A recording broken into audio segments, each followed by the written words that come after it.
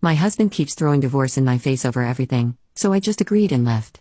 My husband and I have been together for 5 years, married for 4.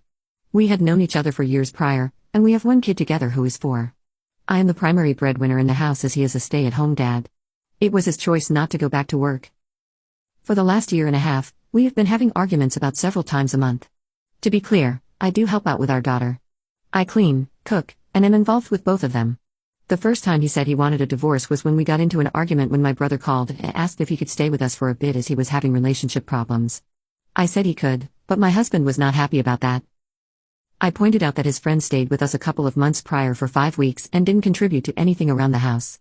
There was no discussion or anything. In my perspective, his friend just showed up one day. He was a stranger to both me and my daughter. On the other hand, my brother is lovely and has a great relationship with our daughter, and I thought my husband was as well. He ended up staying with us for a week, helping out around the house, cooking, cleaning, and watching our daughter when needed. I thought we both forgave each other and moved on. The fights are usually over something small, and most of the time are not started by me. I have suggested therapy and counseling, but he always said he never needed it. Well, I had it last night. He picked a fight, saying I was spending too much time at work and that he feels abandoned. He stated that I'm not a good mother and ended his rant with, "I want a divorce." I stood up and told him that the only reason I work so much is that he can't stop spending our money on things we don't need or use. He refused to get a job or go to school to help out. I provide for the family, for my daughter. I'm always there for her important dates, functions, doctor's appointments, literally anything she needs.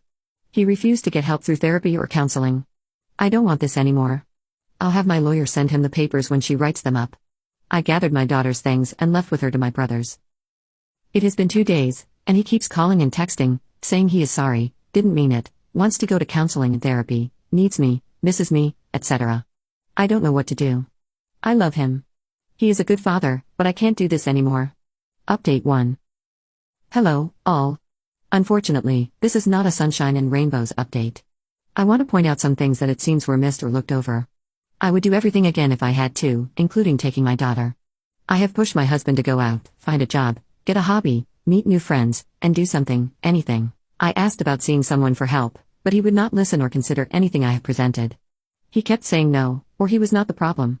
My daughter is my priority. I don't fight with my husband in front of her or around her. I grew up in a bad household, and I have been in the position where my mom got angry at my dad. My dad left, and my mom took it out on me. I don't ever want that for her.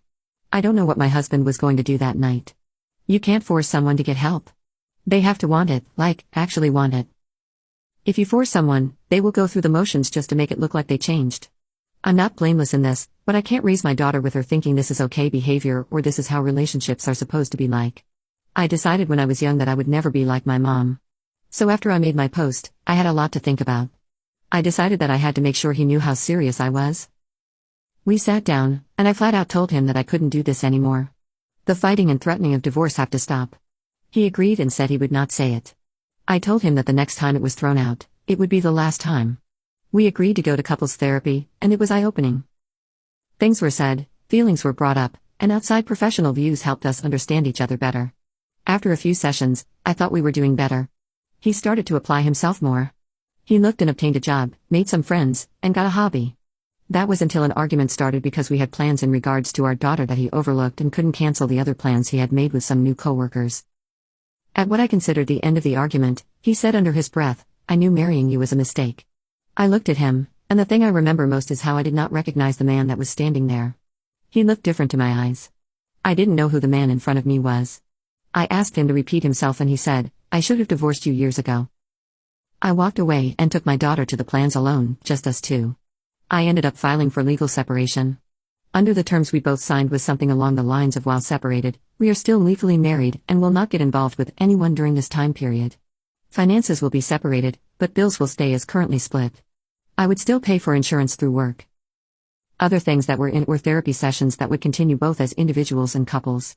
I would move in with my brother, and we had shared custody of our daughter 70-30 split. One day, when I had my daughter, I needed my husband to take her. I let him know a week before, and he agreed.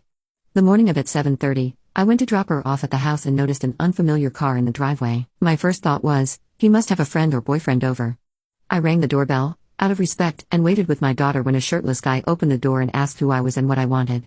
I asked for my husband, he called him, and he came around the corner in a robe, his face going from curious, to shocked, to horrified, to sad. Needless to say, in 3 months' time when the legal separation ends, I'm filing for a decree of dissolution of marriage. My daughter is safe.